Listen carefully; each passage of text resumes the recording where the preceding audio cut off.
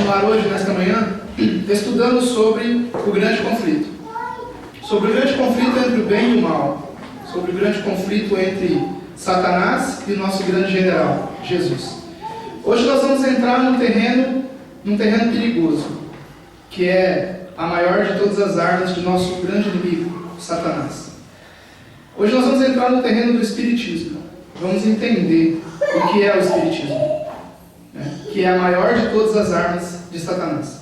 Mas antes de nós entrarmos no Espiritismo, eu queria meditar com os irmãos em 1 João capítulo 4, verso 3 e 4, que nós leremos para a nossa meditação e oração, que diz que todo espírito que não confessa que Jesus Cristo veio em carne não é de Deus, mas este é o espírito do anticristo, o que já ouviste e há de vir, e eis que já está no mundo.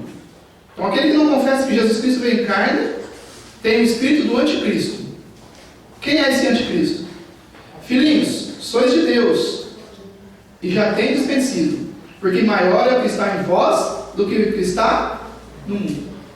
Então quem está em nós e quem está no mundo? Deus e Satanás. Isso. Deus está em nós, naqueles que confessam que Jesus veio em carne. Deus está, o Espírito de Deus está em nós. E qual é o Espírito que está no mundo? O Espírito de Satanás. Irmãos, quando Satanás tentou Adão e Eva, que nós já estudamos, e derrubou Adão e Eva e toda a humanidade, por consequência disso, se tornaram cativos de Satanás. Cativos de Satanás. Existe uma síndrome no mundo que chama Síndrome de Estocolmo. Já ouviram falar dessa síndrome? Conta a história que uma certa vez uma menina na cidade de Estocolmo foi sequestrada. Uma jovem foi sequestrada na cidade de Estocolmo. E esses sequestradores pediram um resgate ao pai dessa jovem. Eram muitos dólares que eles pediram de resgate, e eles iam pegar esse resgate e dividir pelos moradores pobres da cidade. Eles iam dividir esse resgate para os moradores pobres da cidade de Estocolmo. E então o pai pagou o resgate e eles dividiram aquele dinheiro aos necessitados da cidade de Estocolmo. Então, depois de algum tempo, o pai recebeu uma carta dessa menina, dessa jovem. E a carta dizia assim que até aquele momento ela tinha ficado ali com aqueles sequestradores porque ela tinha sido sequestrada e forçada a ficar com eles. Mas a partir daquele dia, ela ficaria por vontade própria com eles, ficaria por vontade própria porque ela se apaixonou pela causa deles, e estaria com eles agora por sua livre vontade. Então isso passou a se chamar Síndrome de Estocolmo. Quando alguém ama aquele que está torturando, o seu torturador. Ama aquele que está dominando. Isso é Síndrome de Estocolmo. Quando alguém é sequestrado e passa mal o seu sequestrador. Isso se chama Síndrome de Estocolmo. Ou alguém é sequestrado, ou acontece alguma coisa com alguém que passa a gostar do seu agressor. Isso se chama Síndrome de Estocolmo. A maioria do mundo está passando por essa síndrome. Porque nós somos dominados por Satanás e muitas vezes gostamos do nosso dominador. Então estamos passando pela Síndrome de Estocolmo. Gostamos do nosso dominador ou gostamos da causa que ele, ou amamos a causa que ele reivindica. Qual é a causa que Satanás reivindica? Deus é injusto. Contra o governo de Deus. Essa é a luta de Satanás. Desde o princípio. Ele estava lutando para derrubar o governo de Deus, ou para dizer que o governo de Deus não era justo. E muitas vezes nós gostamos dessa causa, dizendo que Deus não é justo. Todo aquele que diz que Deus não é justo está passando por Síndrome de Estocolmo, amando a Satanás, ou gostando da causa de Satanás. E uma das maiores armas de Satanás nessa luta contra Deus é o Espiritismo, que é o que nós vamos estudar hoje. O que é o Espiritismo em si? O Espiritismo é a doutrina baseada na crença da sobrevivência da alma e da existência de comunicação entre os vivos e os mortos. Isso é Espiritismo. A doutrina que acredita na sobrevivência da alma e que os vivos podem se comunicar com os mortos. Isso é Espiritismo. que pregam a imortalidade da alma. Que a alma não morre, e essa alma, que é imortal e não morre, pode se comunicar com os vivos. Então a crença do Espiritismo é quando a pessoa morre, a terra, o pó vai à terra e o espírito sai dessa matéria e vai para o céu ou para algum lugar, né? Tem vários ramos de Espiritismo. Uns acreditam que vão todos para o céu, outros acreditam que todos ficam na terra, outros acreditam que passam de fase, né? Ou passam de grau, outros acreditam que reencarna, volta e encarna novamente. Várias crenças, mas tudo é Espiritismo. Todos que acreditam que a alma sobrevive sem a matéria é espírita. Tudo isso é tipos de Espiritismo. Aquele que acredita que vai para o céu, ou vai para o inferno, vai para o Hades, a alma é espírita. Todos são espíritas. Existe o Espiritismo antigo e o Espiritismo moderno. Qual é o Espiritismo antigo? Vamos ver o que é Espiritismo antigo. Vamos ler Números, capítulo 25, verso 1 e 3. Israel deteve-se em Sitim, e o povo começou a prostituir-se com as filhas dos moabitas, e convidaram o povo ao sacrifício dos seus deuses. E o povo comeu e inclinou-se aos seus deuses. Juntando-se, pois, Israel a Baal Peor, a ira do Senhor se acendeu contra Israel. A crença do Espiritismo antigo se baseia na oferenda ou na oferta a falsos deuses. E o principal desses deuses é Baal. A oferta a Baal, Peor, aqui diz, né? E o sacrifício a esses deuses é o Espiritismo antigo. E diz que o Senhor se acendeu contra Israel. Porque eles ofereceram sacrifício ao Deus Baal, né? O Senhor se acendeu contra eles. Vamos ligar esse texto a Salmo 106, 28. Diz assim: também se juntaram com Baal Peor e comeram o sacrifício dos mortos. Juntaram a Baal Peor e comeram o sacrifício a quem? Aos mortos. Então o sacrifício era ao Deus Peor e também a quem? Aos mortos. Então todo sacrifício aos falsos deuses, eles também faziam sacrifício aos mortos.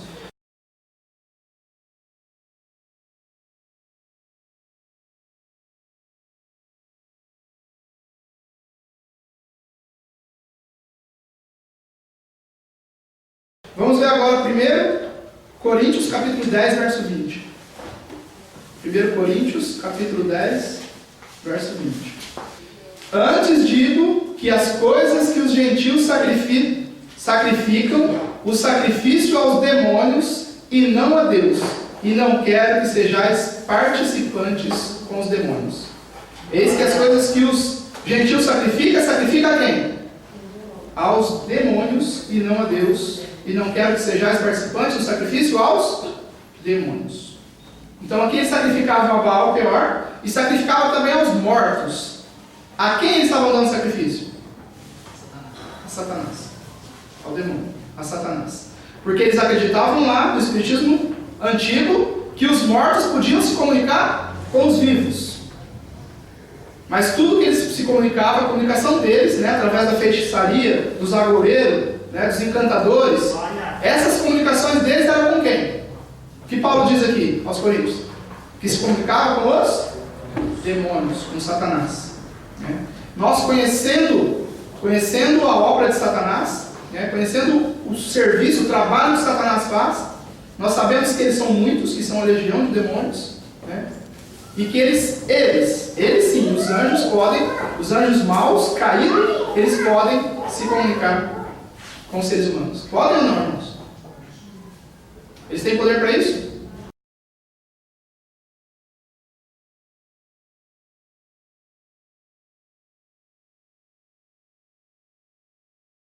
Para comunicar conosco? Não tem? Satanás tem poder ou não para comunicar conosco? O Samuel, Tem, é claro. Saul. Calma. Vamos chegar lá em Saul. Calma. Então, tem poder ou não para se comunicar com nós? Tem. Satanás tem poder para se comunicar.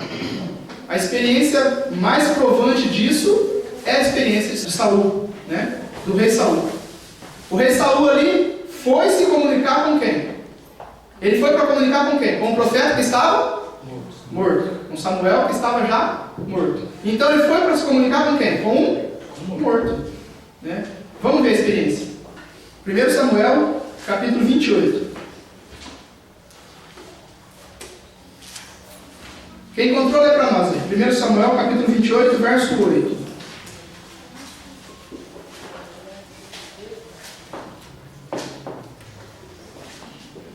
Saul, então, conta a história aqui, né? Nós vamos resumir ela. Conta a história aqui que Saul estava querendo saber de Deus, né? A respeito da batalha que ele ia travar. Se ele ia vencer a batalha ou não. Mas Deus não comunicava com ele. E fala aqui que não comunicava nem através de profeta, nem por Urim, né? Não se comunicava nem em sonhos, comunicava com ele. De maneira nenhuma Deus se comunicava com ele. Então ele foi procurar o quê? Uma encantadora, uma feiticeira, para buscar o profeta, para falar com ele. 14 diz assim: e ele disse: como é a sua figura? E ela disse: vem subindo um homem ancião e está envolto numa capa. Entendendo Saul que era Samuel, inclinou-se com o rosto em terra e se prostrou. Então ele viu aqui Samuel. Ela falou como que era, né?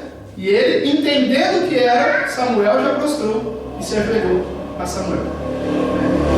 Veja que essa experiência aqui, nós sabemos que ele procurou o encantador para dizer a ele aquilo que ele queria saber de Deus, né? E como que Deus considerou esse encontro aqui? Essa entrevista que ele teve com a encantadora, e que também Samuel falou com ele.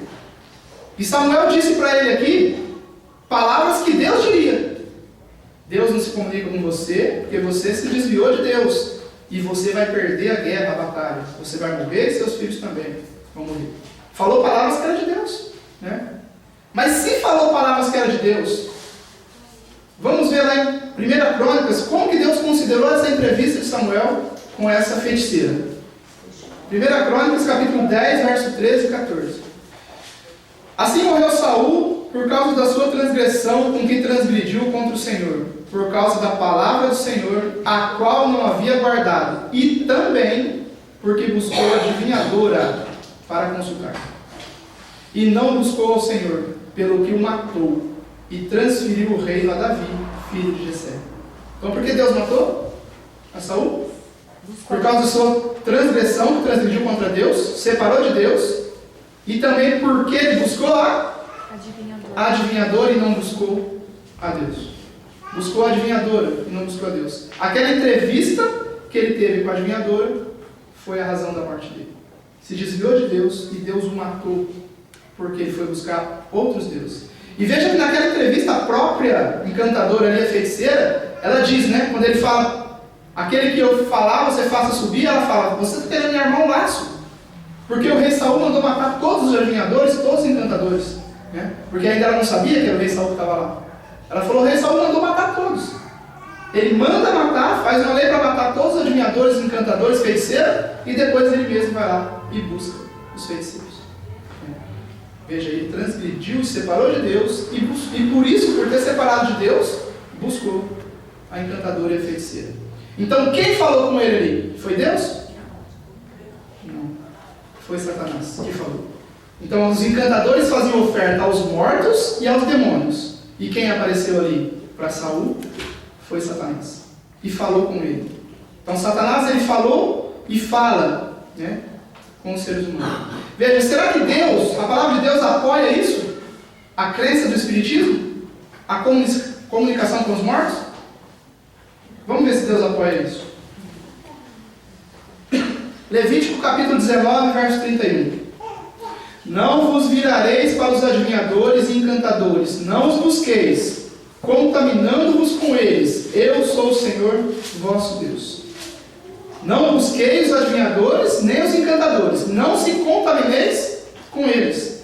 Aquele que busca, ele faz o quê? Se contamina com eles. Por isso Saul foi morto, porque se contaminou com os encantadores, com os feiticeiros. capítulo 20, verso 27.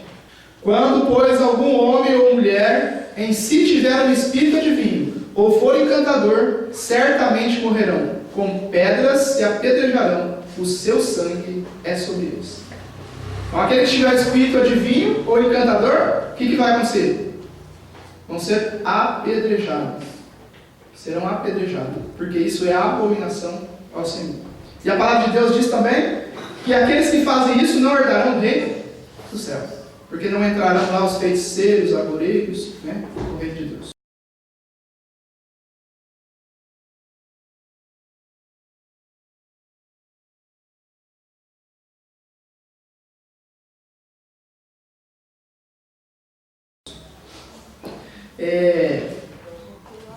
O espiritismo antigo, né, era a comunicação com os mortos e também os cultos ou as ofertas aos falsos deuses. Então, em tudo isso, o espiritismo antigo, todos esses nomes, feiticeiro, agoreiro, adivinhador, prognosticador, tudo isso era espiritismo antigo.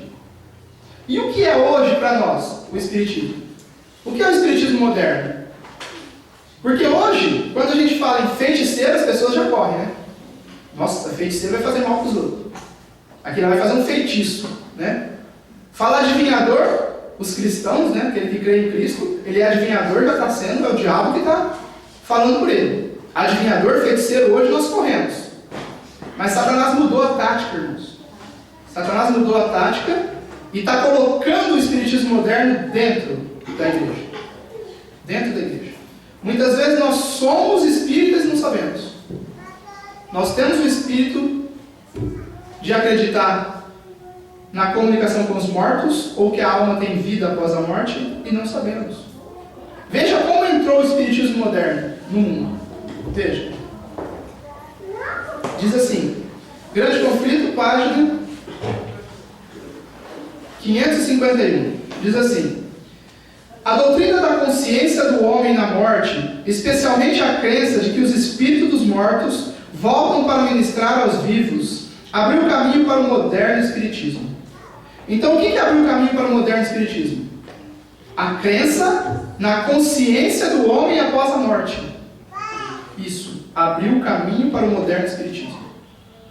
Crer que o homem, depois que morre, a sua alma tem consciência após a morte.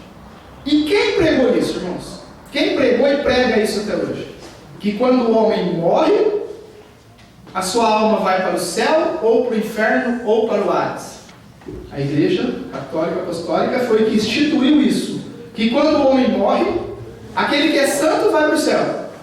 Aquele que é pecador vai para o inferno. Aquele que não é nem santo nem pecador vai para o Hades. Ou para o céu, para se purificar e herdar o céu. Essa é a crença, é uma doutrina católica colocada na mente do povo. Não é bíblico isso. É doutrinas de homens. Isso é doutrina de homens. Irmãos, essa crença que o homem tem consciência após a morte abriu caminho para o espiritismo moderno. Por quê? Porque as pessoas começaram a pensar, se o homem tem consciência, ou se a alma tem consciência após a morte, né? Se um parente meu querido morreu e foi para o céu, e lá no céu ele tem consciência, por que não voltar para me ajudar? Né? Por que não conversar comigo e falar para mim das coisas que eu não vejo, mas ele vê lá no céu? Isso abriu o caminho para o espiritismo moderno. Isso que é o espiritismo moderno. A comunicação entre vivos e mortos. Se o homem tem consciência que a igreja pregou, né?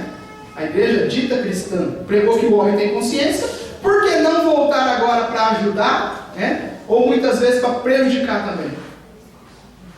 Se está lá no inferno, se é pecador, eu vou prejudicar os que estão na terra lá, né? Vou fazer mal para eles. Então isso é o que usa a feitiçaria moderna, né? A feitiçaria moderna usa isso. Eles fazem trabalho, né? Encruzilhada, né? Nas encruzilhadas, faz trabalho, faz feitiço, faz macumba, né? Que alguns chamam. E quem eles usam? Os espíritos maus, eles falam. Os espíritos maus que vêm fazer maldade. E a crença que aqueles que são santos estão no céu, né?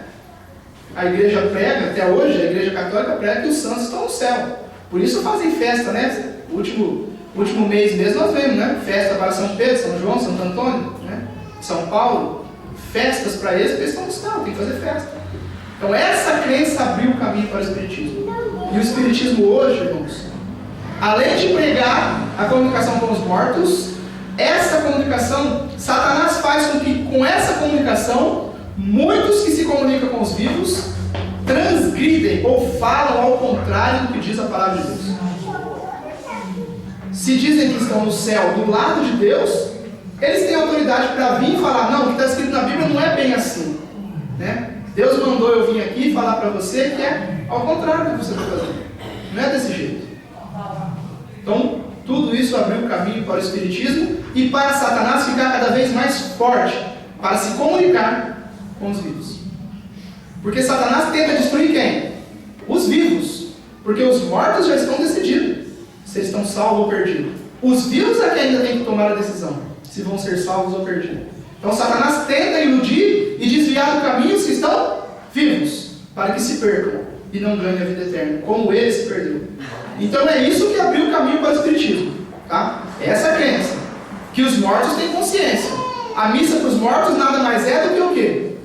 Pedir para Deus ajudar esses mortos, né? A missa era para pedir para Deus ajudar os mortos que ainda estavam no céu, não tinham alcançado o céu. Orar para que eles fossem para o céu. Essa é a intenção da missa para os mortos, né? Por que sétimo dia? Porque no sétimo dia ainda eles estão no céu. E pede-se para que Deus ajude para que eles vão para o céu. Essa crença, né, foi colocada por Satanás. Obviamente é contrária à palavra de Deus. A palavra de Deus é contrária a isso. Muito contrária a isso. Mas isso abriu o caminho, essa crença abriu o caminho para o Espiritismo. E toda essa fantasia espírita que os mortos vêm se comunicar com os vivos. Veja, ele tem poder para fazer surgir perante os homens a aparência de seus amigos falecidos. Satanás tem poder para fazer parecer diante de nossos olhos amigos ou inimigos já falecidos. Ele tem poder para isso, irmãos. Além de se comunicar conosco, ele tem poder para fazer isso. Assim como nós vimos na história de Saul, né? Samuel apareceu ali, e a feiticeira viu ele trajando do mesmo traje que Samuel usava quando era vivo, né? Falou a capa, o jeito que ele estava, né? Um ancião desse jeito, e Saul já achou que era Samuel. Porque Satanás tem o poder de transfigurar. Até em anjo de luz, a palavra de Deus diz. E também em alguém que já morreu. Satanás tem poder para fazer isso. Induze o Satanás a crer que os mortos efetivamente voltam para comunicar-se com eles. Faz o maligno com que apareçam os que baixaram ao túmulo sem estarem preparados. Pretendem estar felizes no céu e mesmo ocupar ali elevadas posições. E assim é largamente ensinado o erro de que nenhuma diferença se faz entre a justiça, o justo e o ímpio. Os pretensos visitantes do mundo dos espíritos algumas vezes proferem avisos e advertências que se demonstram corretas. Assim como aconteceu na experiência de Saul e Samuel. Samuel deu a advertência ali correta, não era? Não era correta? A advertência que Samuel deu era correta, mas era Satanás que estava falando. E muitas vezes Satanás faz isso também. Ele dá advertência para nós corretas, que está em conformidade com a palavra de Deus. Para quê? Para nos enganar, nos iludir e nos laçar. Para nós acreditarmos que aquela comunicação é verdadeira. Irmãos, a serva do Senhor diz que o Espiritismo é um veneno mortal. Por que é um veneno mortal? Porque o Espiritismo, por trás dele, existem muitas forças de Satanás. Por trás dele existem muitas armas, muitos enganos de Satanás. Satanás engana muita gente com o Espiritismo. E esse Espiritismo moderno, que é a comunicação entre os vivos e os mortos, ele está mudando. Ele vai se adaptando ao conhecimento dos servos de Deus. Veja, que Satanás mudou sua tática do antigo para o Espiritismo moderno. Ele entrou para dentro da igreja e começou de dentro da igreja, né? Ele entrou dentro da igreja cristã, a primitiva igreja cristã, e dentro da igreja ele começou a formar doutrinas para ele, doutrinas falsas. Veja o que diz 1 Timóteo capítulo 4, verso 1. Mas o Espírito expressamente diz que nos últimos tempos apostatarão alguns da fé, dando ouvido a espíritos enganadores e doutrinas de demônios. Então alguns se apostatarão da fé, dando ouvido a espíritos enganadores e doutrinas de demônio. A doutrina da imortalidade da alma, que a alma é imortal, que a alma não morre, é doutrina de Deus? Não. Se está contra a palavra de Deus, não é de Deus. Porque o que diz a palavra de Deus? A alma que pecar, essa morrerá. Aquele que peca contra Deus destrói a sua própria alma. Então a alma que pecar, morrerá. E Deus diz: a alma do Pai e do Filho são minhas. E a alma que pecar, aquela que pecar, essa morrerá. E o que diz Eclesiastes capítulo 9, versos 5, 6 e 10?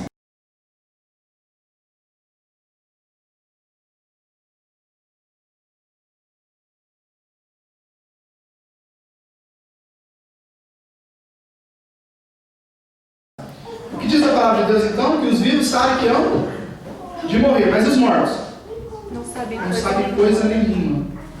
Nem seu amor, nem seu ódio. Tudo foi entregue ao esquecimento.